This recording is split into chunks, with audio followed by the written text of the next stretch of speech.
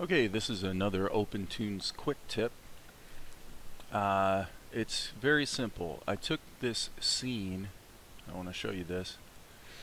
Okay, I took this scene and set it up to render the entire sequence of 1,000 frames out. And as I expected, because this has happened every time I've ever tried to render a lot of frames out of OPENTOONZ, is OPENTOONZ blew up.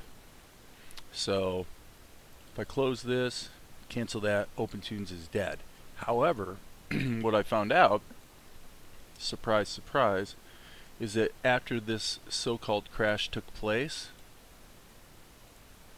actually, and I can confirm what I'm saying here because the entire scene had a certain kind of color correction. The entire scene.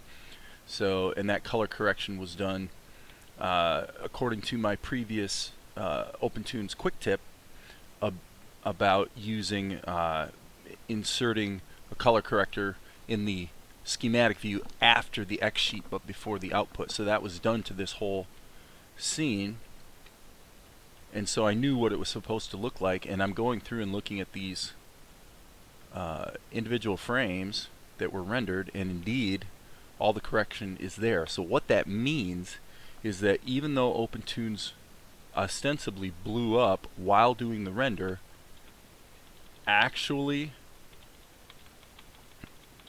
all the frames are there. It did in fact render the whole thing out correctly all the way up to frame 1000. So anyway, so the tip is,